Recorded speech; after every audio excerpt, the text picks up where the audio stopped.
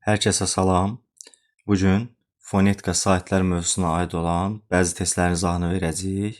İzahdan əvvəl onu deyim ki, mən bu mövzuya aid video çəkmişəm. Həmin videonun da linkini yerləşdirəcəm bu videoya. Dərsi dinləyib daha sonra testləri həll edə bilərsiniz. Həmçinin izahdan əvvəl testləri həll edib sonra izaha qulaq asmaq istəyirsinizsə 099 888 59 99 nömrəsinə fonetika saytlar testi yazıb göndərin. Mən sizə PDF-ini ata bilərəm. Sonra testləri həll etdikdən sonra siz bu izaha baxa bilərsiniz. Birinci sualdan başlayaq. Hansı sözlərdə saytın uzanması sözün mənasının dəyişməsinə səbəb olur? Heca sözündən başlayaq. Heca sözündə ümumiyyətlə uzanan sayt yoxdur. Bax, bu heca sözüdür, hesab sözüdür, dəhşətli sözüdür, ondan sonra müəmma sözüdür, müəmma sözüdür. Bunlar testlərdə tez-tez qarşınıza çıxacaq. Bu sözlərdə heca deyilmir, heca deyilir. Bu sözdə uzanan sayt olmadığı üçün variantı silirik. Alim sözünə baxırıq. Alim sözündə uzanan sayt var. Bəli, A saytı uzanır. Alim. Amma sözün mənasının dəyişməsinə bir təsiri yoxdur. Alim və alim, yəni bunun heç bir mənası yoxdur. Ona görə də alim sözündə variantlardan çıxarda bilərik. Bəzən sözünə baxaq. Doğru cavab burada bəzən sözüdür. Baxın, bəzən. Bəzən sözü saytı uzandıqda bəzən, yəni arada bir, bəzən gedirəm deyilir məsəl üçün. Orada uzanır bəzən. Amma uzanmasa, əgər saytını uzatmasaq, bəzən mənasını verəcək. Bəzən sözündə saytı uzanmırsa, əgər onda bəzənmək mənasında sayılır. Yəni feil kimi götürülür, bəzənmək kimi nəzərə alınır. Burada doğru cavab C bəndidir. Digər suallara baxaq, cavablara baxaq daha doğrusu. Məsələn, təmir sözündə bəli uzanan sayt var. Təmir. Bunu da saytı uzatmasaq təmir bir məna dəyişmir. Bu da doğru cavab deyil. Gəlin sözünə baxaq. Burada bir məsələ var. Bu gəlin sözündə ümumiyyətlə uzanan sayt yoxdur. Buna görə variant onsuz da doğru deyil. Amma burada vurğusuna görə dəyişən sözdür. Biri var gəlin, isim mənasında işlənir, isim kimi işlənir. Bir də var gəlin, feil kimi işlənir. Burada uzanan sayta görə yox, vurğuya görə sözü dəyişən, mənası dəyişən bir sözdür. Bunu nəzərə alın. Düzdür, variant səhvdir. Amma gələcəkdəki vurğusuna görə dəyişən sözlərdə düşərsə doğru götürə bilərsiniz. İkinci suala baxaq. Məntiqi ardıcıllığı tamamlayın. Sədaqət qarşısında 3 bucaq qeyd olunub, aerodrom sözü 4 bucaq, gözəlliklərin 5 bucaq, qəhrəmancasına 6 bucaq, yaşıllıqları bizdən soruşur.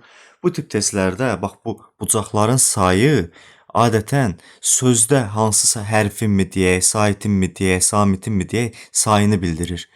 İlk olaraq onlara baxın. 4 qeyd edirəm. Burada gözəlliklərin 5 bucaq yad çəkilib 5, 6 bucaq 6. İndi baxaq görək bu sədaqət sözündə 3 dənə nə var? Sözlərin sayına, hərflərin sayına baxaq. Hərflərin sayında 1, 2, 3, 4, 5, 6, 7 hərf var. Deməli 3 ola bilməz. İndi samitlərə baxaq. S, D, Q, T. 4 ədəd var. Bu da ola bilməz. İndi saytlərə baxaq. Ə, A, Ə. Deməli, bu birinci sözdə saytləri soruşur. Həmişə birinci sözdə saytləri tapdıq, deyək ki, 3 dənədir. Digərlərinə baxmadan keçmək olmaz. Ola bilər ki, sizi çaşdıra bilərlər. Digərlərində yoxlayaq saytləri. Məsəl üçün, digərində yoxlayaq. Əgər digərlərində də eyni qaydadasa, deməli saytləri soruşur. İndi aerodrom sözündə saytlərin sayına baxaq. 1, 2, 3, 4. 4 doğrudur. Gözəlliklərin sözünə baxaq. 1, 2, 3, 4, 5 ədəd doğrudur. Qəhrəmancasına baxaq. 1, 2, 3, 4, 5, 6 ədəd sait səs vardır. İndi yaşıllıqlar sözündə neçə dənə sait səs var ona baxaq. 1, 2, 3, 4. Deməli cavab nə olacaq? C variantı 4 bucaq. Üçüncü suala baxaq. Üçüncü sualda qeyd olunur ki, fonetikada öyrənilmir. Fonetikada nəyin öyrənilmədiyini soruşur. Variantlar üzrə gedək. Birinci A variantında hərf. Fonetikada hərf və səslər öyrənilir. Yəni bu düzgün cavabdır. Fonetikada həmçinin ahəng qanunu öyrənilir, doğrudur. Vurğu öyrənilir, doğrudur. İndi D variantına baxaq.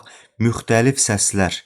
Fonetikanın biz tərifində nə dedik? Fonetika danışıq səslərini öyrənən elmdir. Müxtəlif səsləri yox.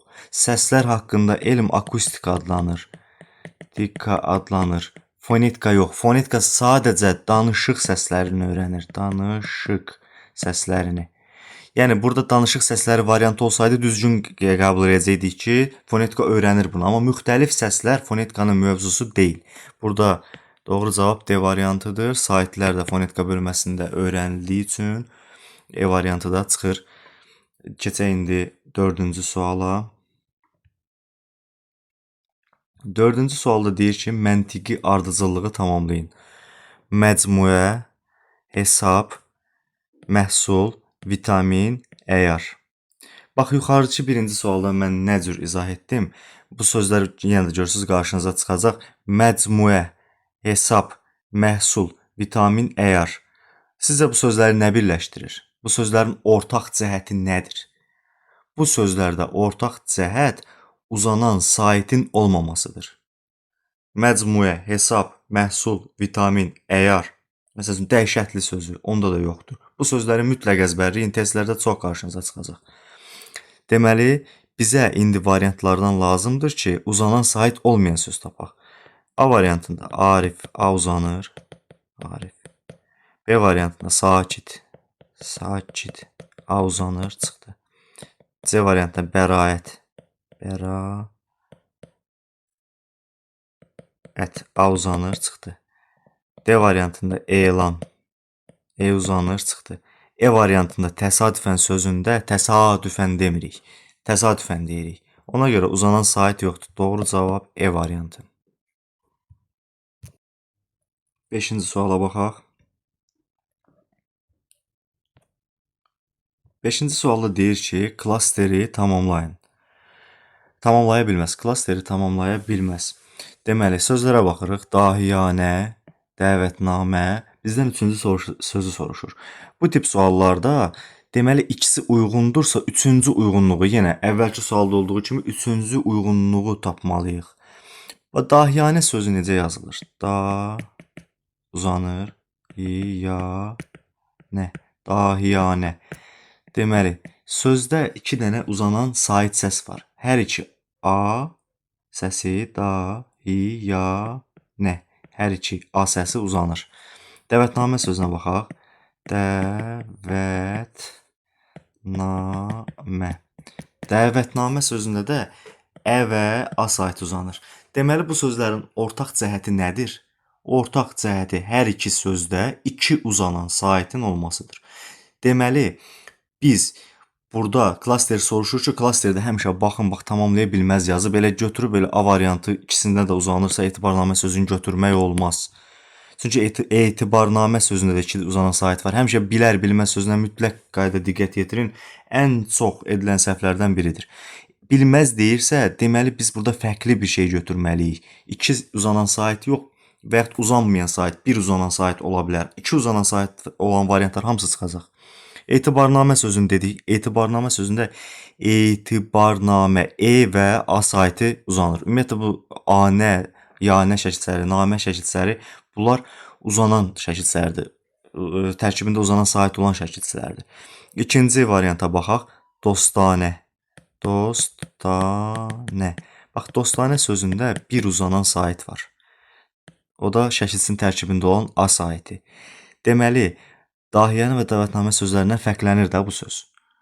Bilməz yazdığına görə dostanəni biz götürə bilərik. Bu doğru cavabdır. Digər variantlara baxaq. Şəhadətnamə. Bax, iki bu A-da, bu A-da uzanır. Tabeli. Tabeli, bax, bu A, bu E uzanır. Tərifnamə. Tərifnamə. Ə ilə A uzanır. Deməli, doğru cavab nədir? B variantı dostanə sözü. 6-cı suala baxaq. 6-cı sualda qeyd edilir ki, hansında uzun saitlə vurğulu heca üst-üstə düşür? Ümumiyyətlə, Azərbaycan dilində belə bir qayda var ki, adətən uzun tələffüz olunan hecaya vurğu düşmür. Yəni, uzun saitin olduğu hecaya vurğu düşmür. Amma bəzi istisnalar var. Həmin istisnaları da əvvəlki dərs videosunu izləmisinizsə bilirsiniz. Deməli, həmin istisnalar hansılardır? B sözü ilə başlayan sözlər, deməli, bəli, bəzi, bəzən. D ilə başlayanlar daim, daima, yəni,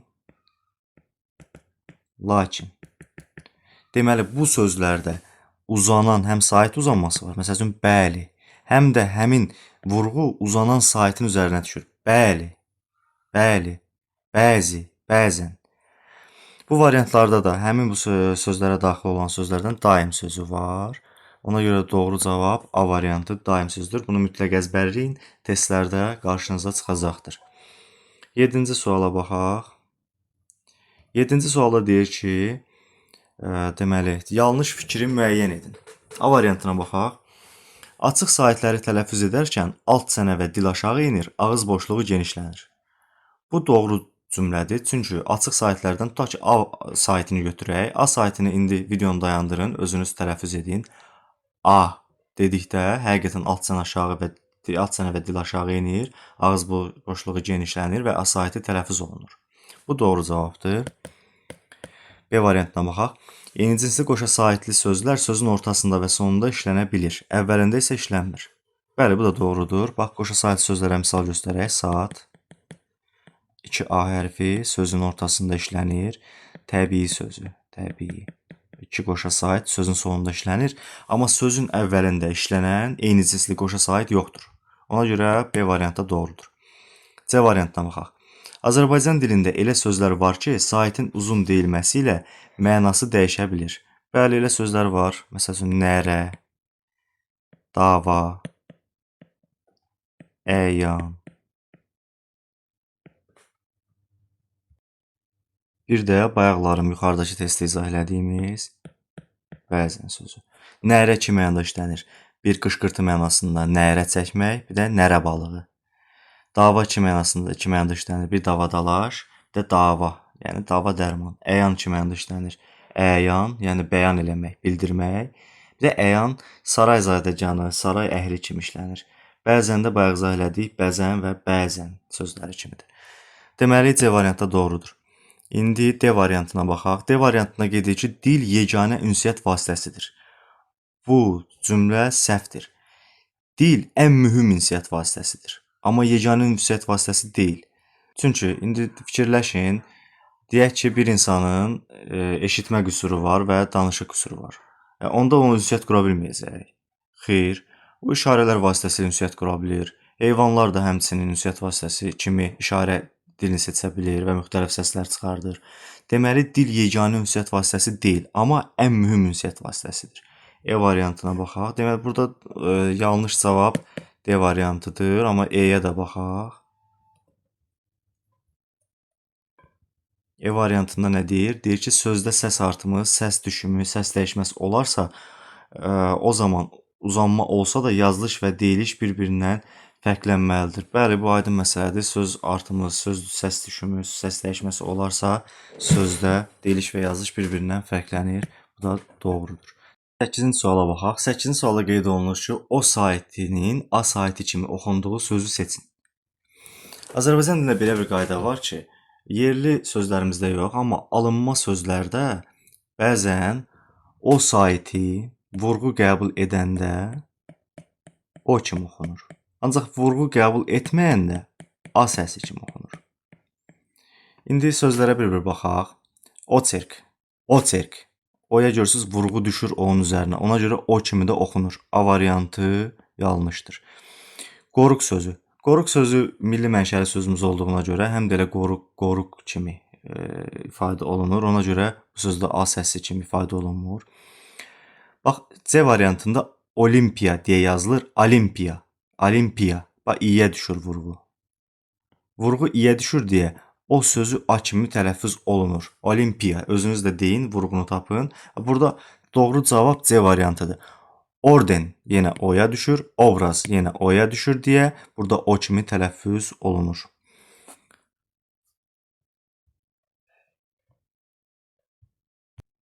9-cu suala baxaq. Deyir ki, hansı söz kəmiyyətcə fərqlənir? Kəmiyyətcə fərqlənmək nə deməkdir? Kəmiyyətcə fərqlənmək o deməkdir ki, sözdə hərflərin sayı ya səslərin sayından çoxdur, ya da azdır. Bax, indi baxaq sözlərə. Bulud sözündə. Bax, bulud necə yazılır? Bulud. Burada keyfiyyət fərqi var, kəmiyyət yox. Çünki 5 hərf, 5 səsdir. Kəmiyyətə görə dəyişmir. Keyfiyyət fərqi isə sözdə hansı hərfin müxtəlif səslə ifadə olunmasıdır. Bax, burada D samitə T-ya çevrildiyi üçün bu sözdə kəmiyyət fərqi mövcud deyil, amma keyfiyyət fərqi vardır. Deməli, A variantı doğru cavab deyil. Teorem sözü. Teorem sözü olduğu kimi də yazılır. Burada nə kəmiyyət, nə də keyfiyyət fərqi yoxdur. Maniyə sözü həmçinin. Maniyə olduğu kimi. Maniyə yazılmır bu söz. Maniyə, ə birləşməsi varsa olduğu kimi oxunur. Səadət sözü. Səadət sözündə səadət A səsi uzanır.